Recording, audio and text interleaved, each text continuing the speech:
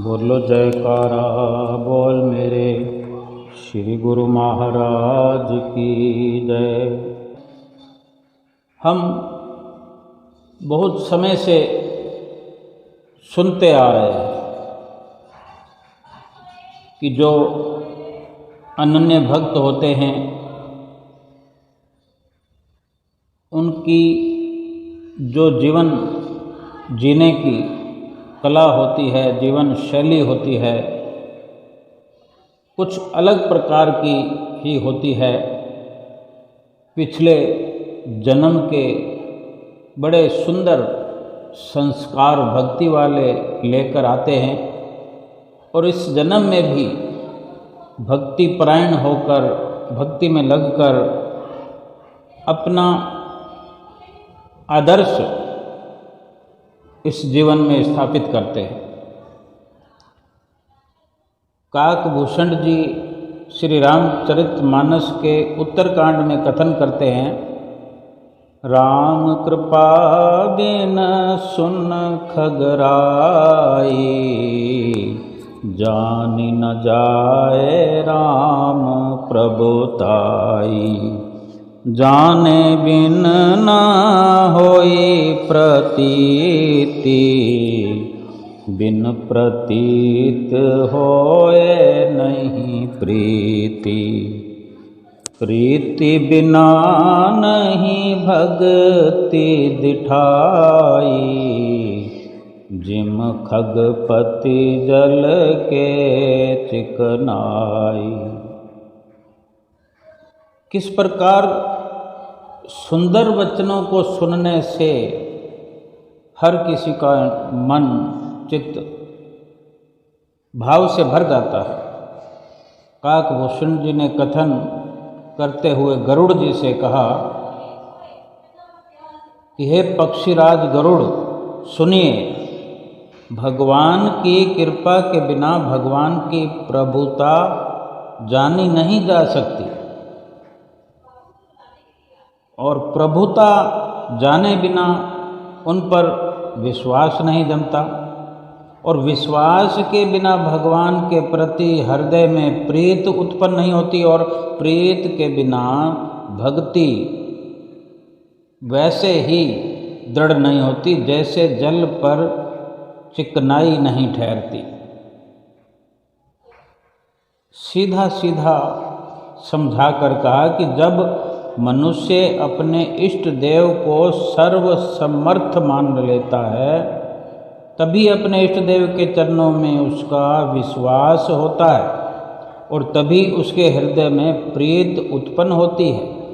प्रीत उत्पन्न होने से उसकी भक्ति में दृढ़ता आती है और वो अपने लक्ष्य की ओर बड़ी तेज गति से आगे बढ़ता जाता है। इष्ट देव के प्रति दृढ़ विश्वास और प्रेम की पूर्णता, यानी प्रेम ही दृढ़ विश्वास और प्रेम ही इष्ट देव की कृपा और प्रसन्नता के आधार है। यदि हम विश्वास और प्रेम बचपन से ही प्रकट करें,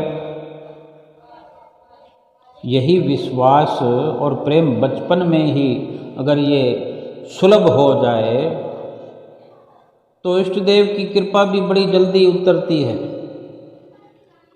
विश्वास और प्रेम को उजागर करने वाली एक गोपिका नाम की कन्या हुई है जिसकी ये कथा, जिसका ये दृष्टांत है जो हम सुनते हैं। दक्षिण भारत के एक मंदिर में वो रहती थी। मंदिर में रहने से पहले वो गोपिका अपने माता पिता के साथ मंदिर के नज़दीक ही रहती थी और उसके माता पिता भक्ति भाव संपन्न थे और नित्य प्रति मंदिर में जाकर पूरी श्रद्धा भावना से सेवा किया करते थे। चाहे झाड़ू लगाने की सेवा हो, बर्तन साफ करने की, या फिर मंदिर के साथ जो बगीचा बना हुआ था उसमें बगीचे से फूल तोड़ने की सेवा हो।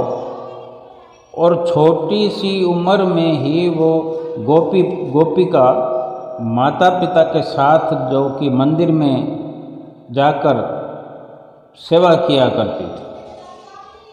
जब वो नन्हे नन्हे छोटे छोटे हाथों से मंदिर के आंगन में झाड़ू लगाती, बगीचे से फूल चुनती, तो उसे ऐसा करते देखकर माता पिता तो प्रसन्न होते ही थे। उस मंदिर का जो मुख्य पुजारी था वो भी अत्यंत प्रसन्न होता, क्योंकि वो स्वयं भी भक्ति भाव संपन्न था। धीरे धीरे गोपिका ने अपने माता पिता से फूलों की माला बनाना भी सीख लिया। पिछले ऐसे भक्ति के संस्कार होते हैं जो कि बचपन में ही फलीभूत होते दिखाई देते हैं। तब वो लगभग 8 वर्ष की ही थी कि उसके माता पिता का बारी बारी से देहांत हो गया। तब वो अनाथ हो गई 8 साल की उम्र में। तो मंदिर के प्रधान पुजारी जो थे, उस बच्ची के साथ ऐसा जो वाक़या हुआ तो बड़ा दुख हुआ उन पुजारी जी को। भगवान के प्रति उस गोपिका की श्रद्धा और भक्ति के कारण वो उस पर अपनी बेटी जैसा स्नेह रखता था, प्यार करता था उसे। उस बच्ची में उस पुजारी को अपनी बेटी की झलक नज़र आती थी। और उसने जो दूसरे पुजारी थे, दूसरे पुजारियों से भी सलाह करके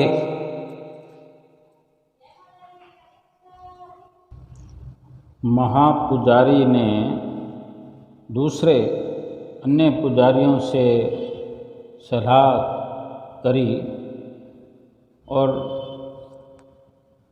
गोपिका को इजाज़त मिल गई वहाँ रहने के। सबकी सहमति बन गई। मंदिर के ही आंगन में एक छोर पर, एक किनारे पर कुछ कमरे बने हुए थे। वहाँ गोपिका को उन्हीं में से एक कमरा दे दिया अलग से। इतनी छोटी उम्र थी उसकी, फिर भी उसको अलग से रहने की व्यवस्था कर दी गई और खाने पीने के लिए प्रसाद रूप में ही उसे बहुत कुछ मिल जाता था। सो गोपिका वहीं पर रहने लगी।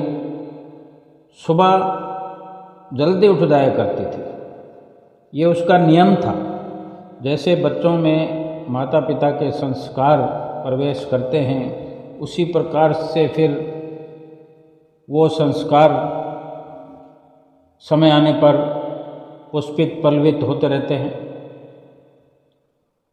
और सुबह जल्दी उठकर वो स्नान वगैरह करके सर्वप्रथम फूल चुनती, भगवान के लिए फूलों की माला बनाती, क्योंकि उसने माला बनाना सीख लिया था।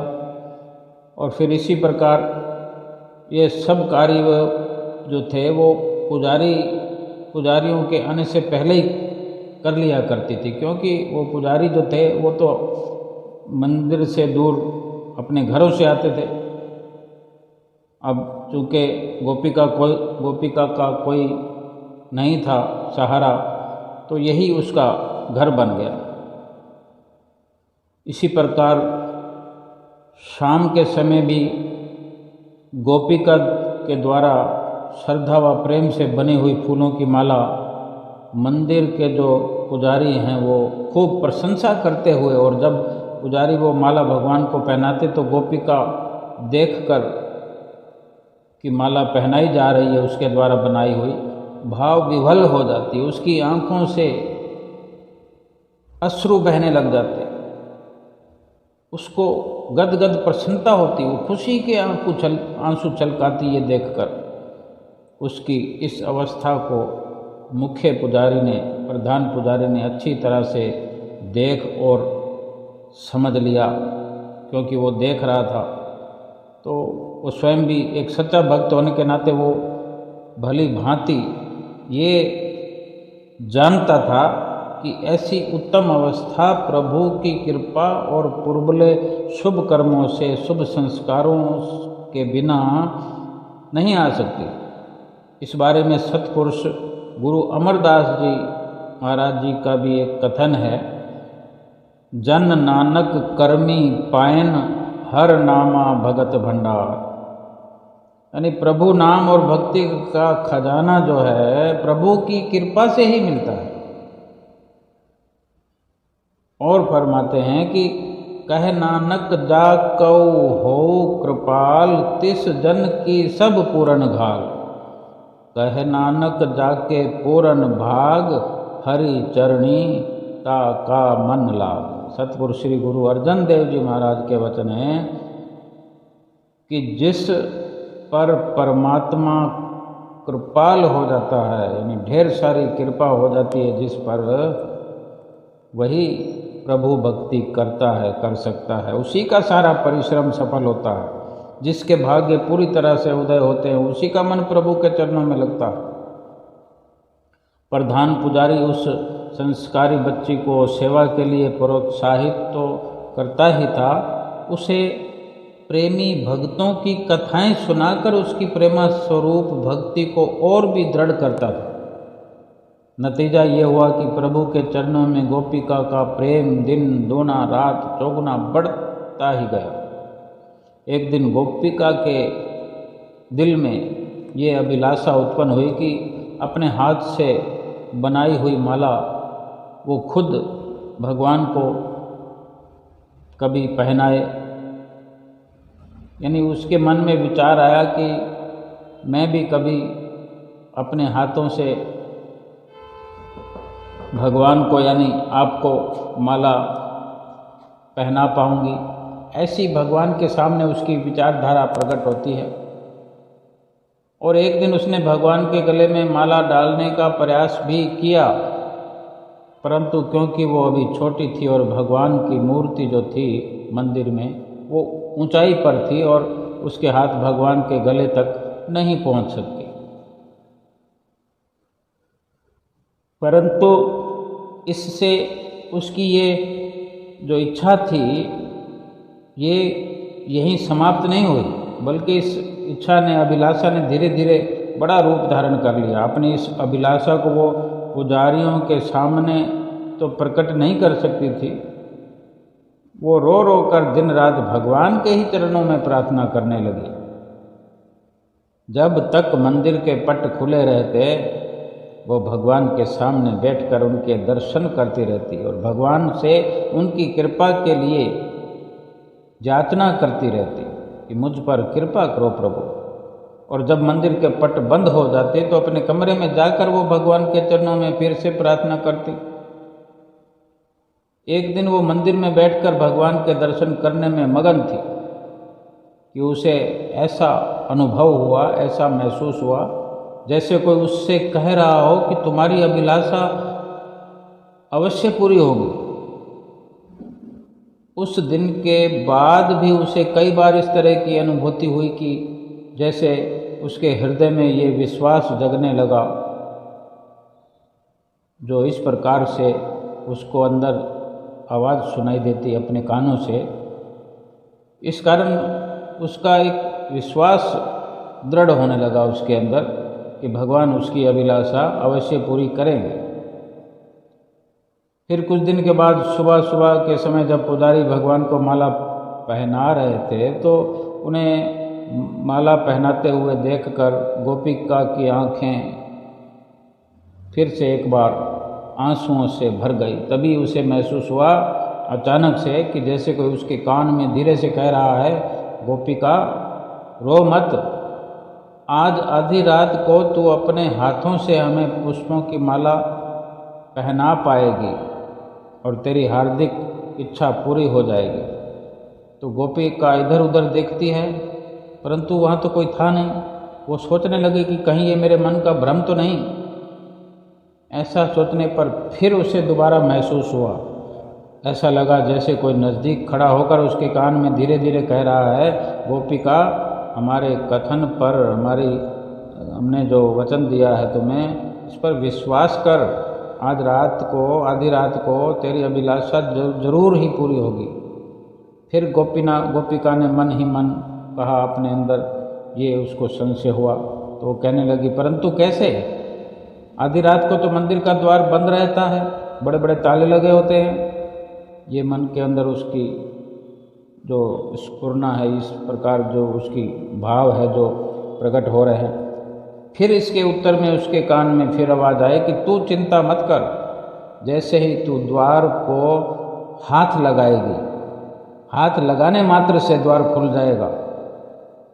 गोपिका तो अपने हृदय में प्रसन्नता लिए हुए झूमने लगी, उसका मन झूमने लगा।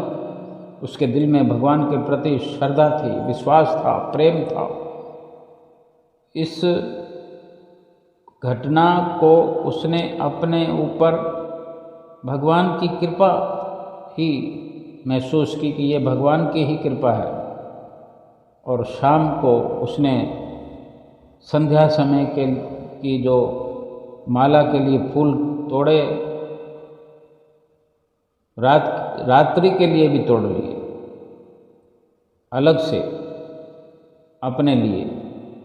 और शाम की आरती हो जाने के बाद उसने फिर पुष्प माला तैयार की और आधी रात होने की प्रतीक्षा इंतज़ार करने लगी। ज्यों ज्यों समय बीतने लगा उसके दिल की धड़कन बढ़ने लगी और वो सोचने लगी कि क्या वास्तव में ही आज मेरी इच्छा पूर्ण हो जाएगी, क्योंकि उसे विश्वास हो ही नहीं रहा था। उसको अपने पर ऐसा विश्वास नहीं हो रहा था कि वो कमज़ोर है, अनाथ है, बहुत सारी बातें हो सकती है, लेकिन भगवान अपने प्रेमियों पर किस प्रकार दया करते हैं, उनके जीवन में किस प्रकार चमत्कारों की बारिश करते हैं, इसको समझने के लिए भी जब भगवान स्वयं किसी को इस प्रकार की प्रेरणा देते हैं तभी ये समझ में आता है। और वो अभी छोटी थी और इस प्रकार से पहली बार उसे ये उसकी अभिलाषा पूर्ण होने का जो अनुमान हो रहा था, एहसास हो रहा था, तो उसकी जो विचारधारा में संशय हो रहा था। इस बारे में किसी से वो कुछ बात तो कर नहीं सकती थी और अकेले ही व्याकुलता में कभी बिस्तर पर करवटें बदलने लगती तो कभी उठकर कमरे में टहलने लगती, क्योंकि आधी रात का समय होने में अगर कुछ घंटे भी बाकी थे, लेकिन वो घंटे बहुत लंबे हो गए, वो समय लंबा होता जा रहा था। तो ना उसे नींद आ रही थी, ना चैन हो रहा था। तो इस प्रकार करते करते नींद तो उसे नहीं आ रही थी, तो आखिरकार पहरेदार ने आधी रात होने का घंटा बजाया।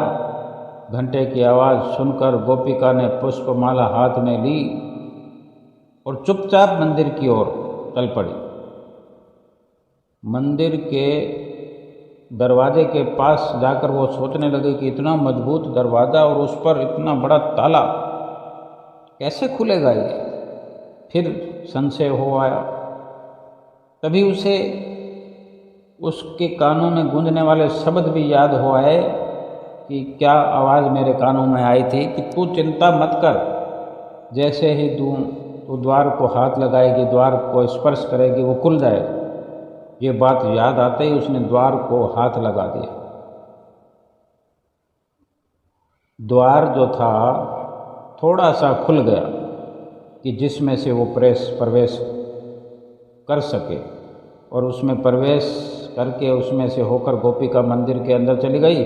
और अंदर तो घटाटोप अंधेरा था, वहाँ हाथ को हाथ दिखाई नहीं देता था। उस अंधेरे में गोपिका को जब इस प्रकार अंधेरे में जब उसको भगवान के स्वरूप नज़र नहीं आए तो वो फिर से मन में बोली, हे प्रभु, मुझे तो यहाँ कुछ भी दिखाई नहीं दे रहा, क्या मैं अपने कमरे से दिया ले आऊँ? किस प्रकार भगवान से बातें किए जा रही है और किस प्रकार भगवान उससे हर सवाल का जवाब देकर संतुष्ट किए जा रहे हैं। कितनी भाग्यशाली वो रही होगी। ऐसा कोई भी भगत जिसे भगवान से किसी भी वक्त बात करने का मौका मिलता है, अपने भागों की जितनी सराहना किया करे कम है। तो भगवान बोले, नहीं नहीं, ऐसा मत करना, दिया लेकर मत आना, दिया मत जलाना। यदि किसी को मंदिर के अंदर प्रकाश दिखाई दिया तो सब खेल बिगड़ जाएगा, क्योंकि पहरेदार तो बाहर होता ही है और भी किसी की नज़र पड़ सकती है। तो फिर गोपिका कहने लगी, फिर मैं क्या करूं?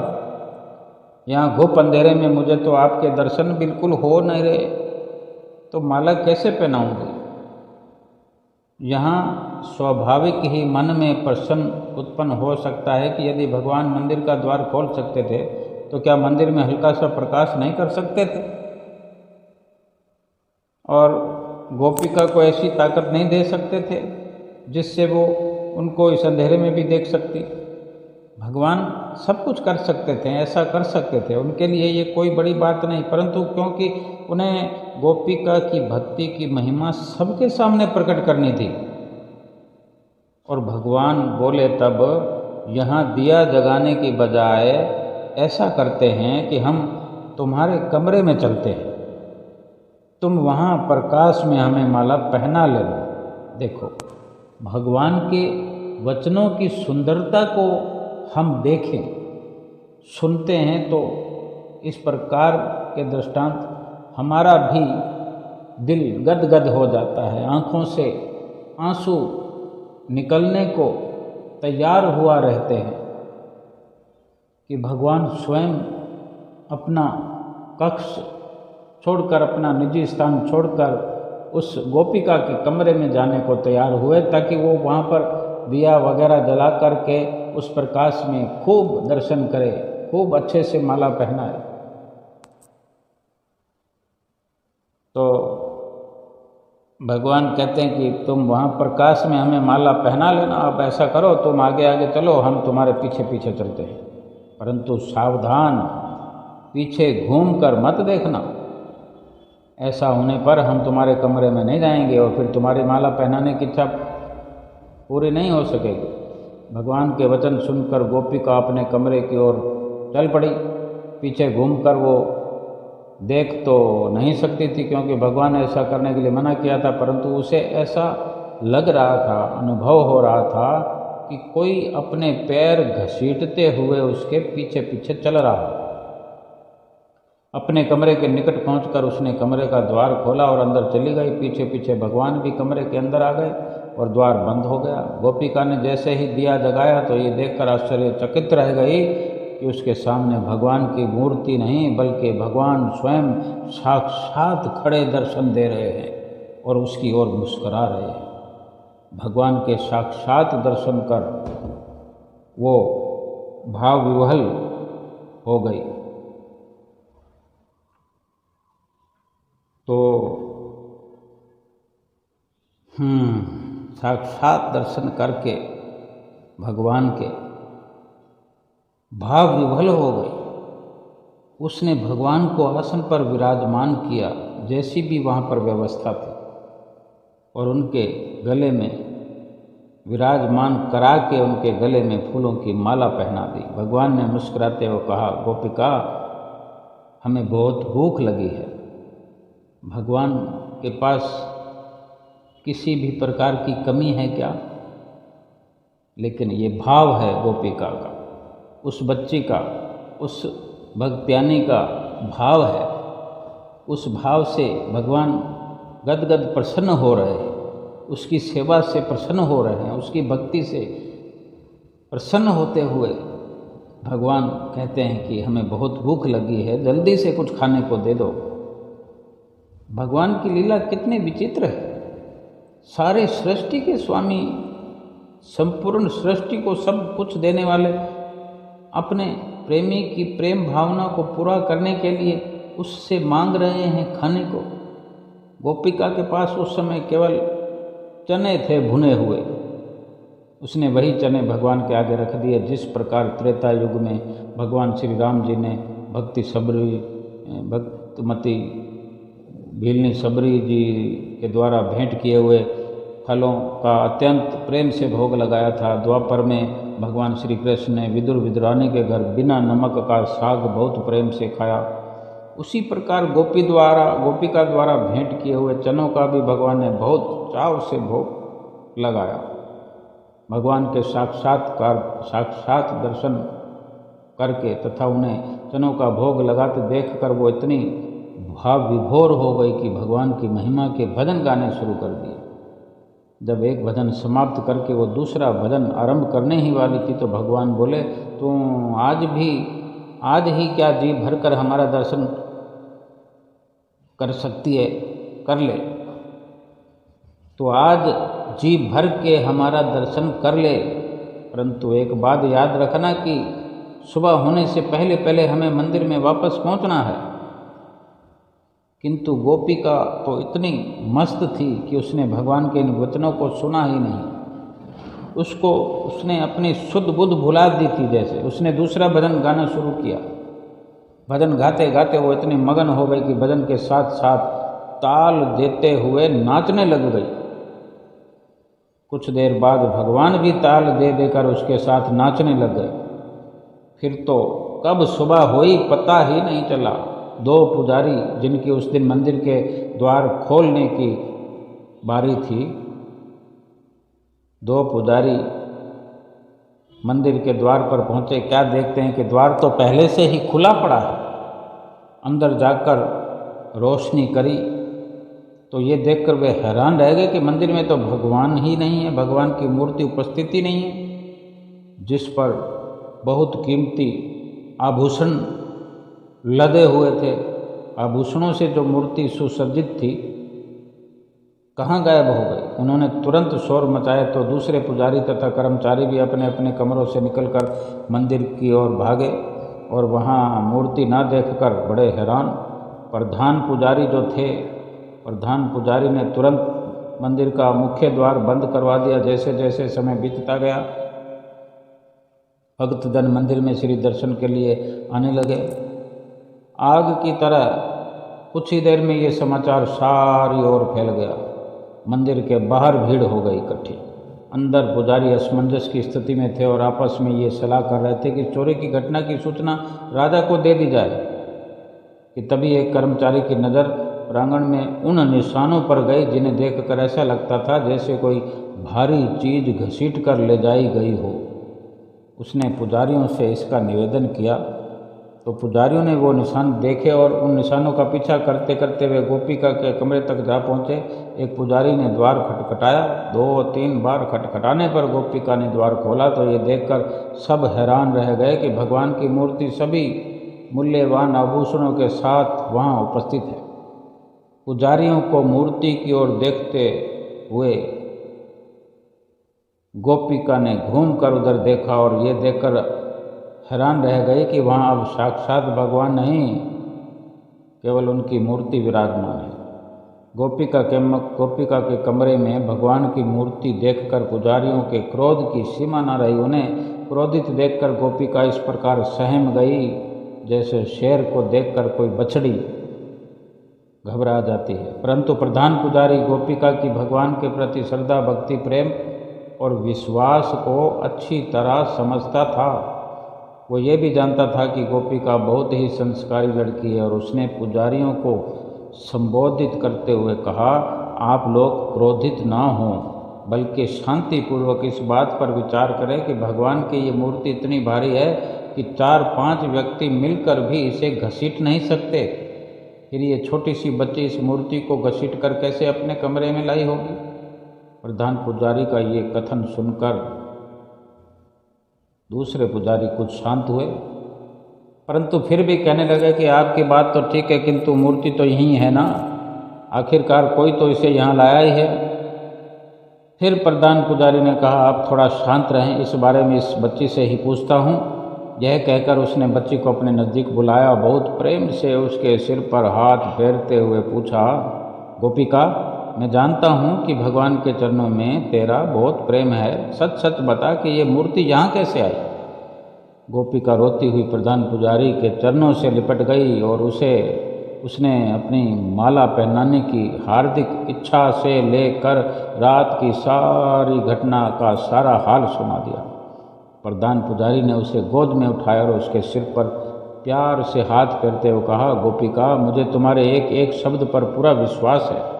तो सचमुच ही बहुत भाग्यशालिनी है, क्योंकि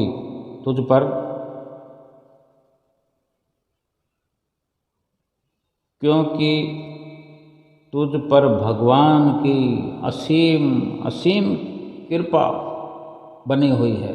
भगवान की मूर्ति को मंदिर में फिर अपने स्थान पर स्थापित किया गया। सारी घटना जानकर नगर का प्रत्येक निवासी गोपिका की भक्ति की सराहना करने लगा, परंतु पुजारी अभी भी शांत नहीं हुए थे। केवल एक ही पुजारी प्रधान, जो मुख्य पुजारी बड़े हैं, उनके अलावा बाकी सभी पुजारियों की एक ही राय थी कि गोपिका का यहाँ रहना अब किसी भी प्रकार ठीक नहीं। प्रधान पुजारी, जो मात्र पुजारी नहीं था बल्कि भगवान का सच्चा भगत भी था, वो भी चाहता था कि गोपिका अब किसी संत महापुरुषों की संगत को ग्रहण करे, जिससे उस पर भी मीराबाई जी की तरह भक्ति का गहरा रंग चढ़ जाए। हर प्रकार से भगवान अपने भक्तों के लिए सारी व्यवस्थाएं करते हैं, उसका मान बढ़ाते हैं, उसका सम्मान करते हैं। ऐसा विचार करके प्रधान पुजारी गोपिका को अपने गुरुदेव के आश्रम पर ले गए और उनके ही श्री चरणों में गोपिका के बारे में सारा ये हाल निवेदन किया। गुरुदेव ने भी कृपा करके उसे अपनी शरण में रख लिया। जैसे मतंग ऋषि के आश्रम में रहकर शबरी जी ने भक्ति की प्राप्ति की थी, उसी प्रकार गुरुदेव के आश्रम पर रहकर उनके मार्गदर्शन में चलकर गोपिका ने भी भक्ति की प्राप्ति की, अपना मनुष्य जन्म सफल किया, संसार में अपना नाम अमर कर गई। क्या ये जो भी दृष्टांत, ये कथा कहानियाँ हम अपने जीवन में सदा सुनते रहते हैं, हमें भी तो लाभान्वित होने के लिए, भक्ति को प्राप्त करने के लिए सीख लेनी चाहिए। सिखाने के लिए संत महापुरुष इस प्रकार के उदाहरणों से, इस प्रकार के दृष्टांतों से हमें मार्गदर्शन देते हैं, हमारी भटकना समाप्त करते हैं, हमें भक्ति की राह पर चलने के लिए एक सरल मार्गदर्शन देते हैं कि बड़ी आसानी से हम प्राप्त कर सकें भक्ति। भक्ति कौन नहीं कर रहा इस दुनिया में? सब कर रहे हैं, सब के सब कर रहे हैं। चोर, डाकू, पापी, सब के सब भक्ति कर रहे हैं, लेकिन निष्काम भक्ति होती है ये, निष्काम सेवा होती है ये, जिसके बदले में कछु चाहिए नहीं, जिस भक्ति के बदले में शरीर की उदर पूर्ति का ख्याल ही नहीं है, जिस भक्ति के बदले में कोई सवाल नहीं है हमारे दिल के अंदर, केवल भक्ति का ही ख्याल बना हुआ है, केवल प्रेम ही प्रेम है, चारों ओर प्रेम का ही कवच बना हुआ है। भगवान देख करके इस प्रकार अपने भक्तों के अंदर प्रेम उमड़ता हुआ उनका भी दिल पसीज जाता है, उन पर भी ऐसा असर होता है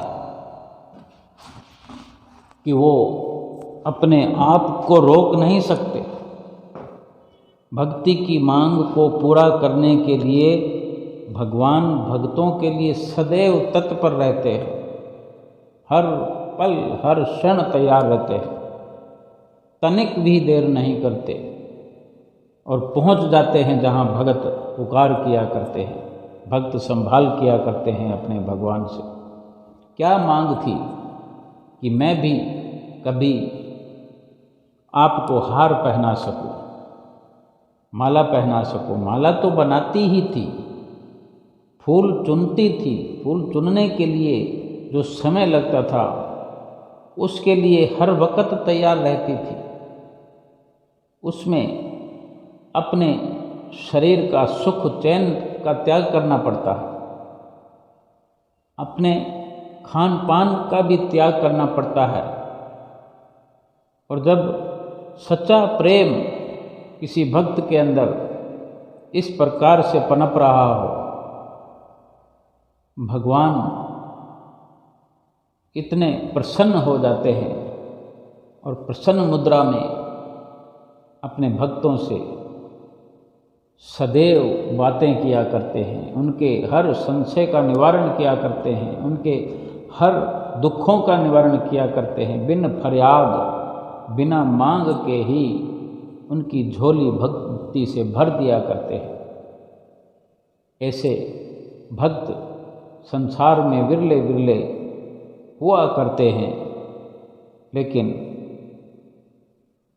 जो इस प्रकार की भक्ति करते हैं, अनन्य भक्ति करते हैं, वो सदैव भगवान के दिल में रहते हैं और भगवान भी ऐसे भक्तों के ही दिल में बसा करते हैं।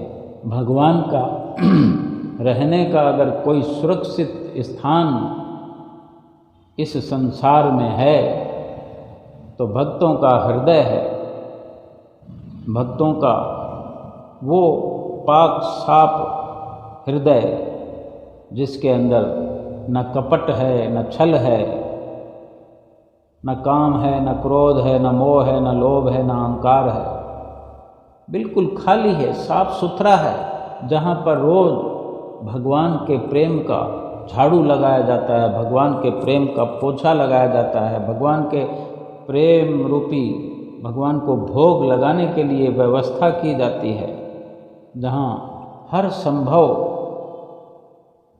ऐसा प्रयास हर पल होता है जिस दिल में कि कब मैं भगवान के नज़दीकी प्राप्त करूं, कब मेरा भगवान से सामना होगा, कब भगवान का दर्शन होगा, कब साक्षात में दर्शन कर पाऊंगा, कब मैं भगवान को हार पहनाऊं, कब भगवान को तिलक लगाऊं। आज हम भी श्री गुरु महाराज जी के अनन्य प्रेमी अगर हैं, हमारे दिल में भी विचारधारा अवश्य उठती होगी कि हम भी श्री गुरु महाराज जी के दर्शन करने जाएं, श्री गुरु महाराज जी के नज़दीकी में जाएं, श्री गुरु महाराज जी को भोग लगाएं, श्री गुरु महाराज जी से बात करें, श्री गुरु महाराज जी हमारा नाम पूछें, हमारा पता ठिकाना पूछें कि आप कहाँ से आए हो। हम भी श्री गुरु महाराज जी से पूछें कि श्री गुरु महाराज जी आपकी सेहत मुबारक ठीक है, और श्री गुरु महाराज जी हमें जवाब दें कि हम बिल्कुल ठीक हैं।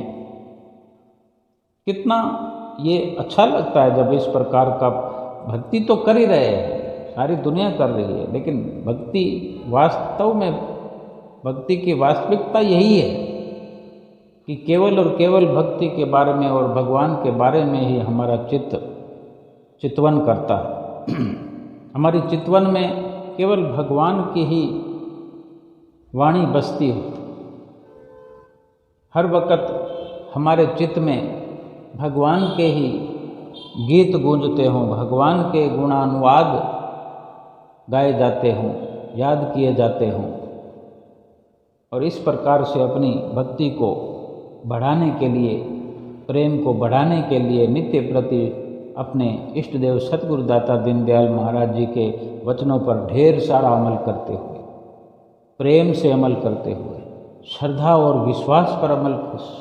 विश्वास से अमल करते हुए अपना ये जीवन जो है लाभान्वित बड़े सरलता से किया जा सकता है। कोई औखा काम नहीं है, कोई मुश्किल कार्य नहीं है।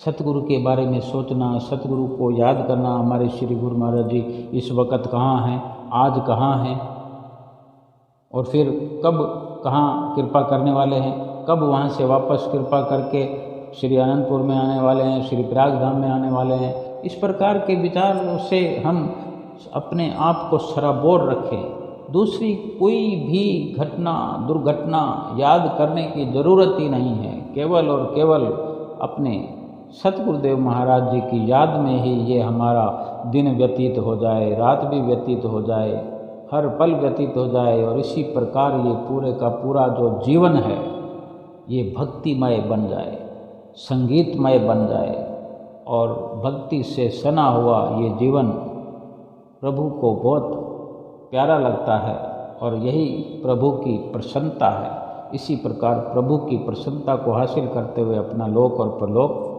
सुहेला करना है। बोलो जयकारा, बोल मेरे श्री गुरु महाराज की जय।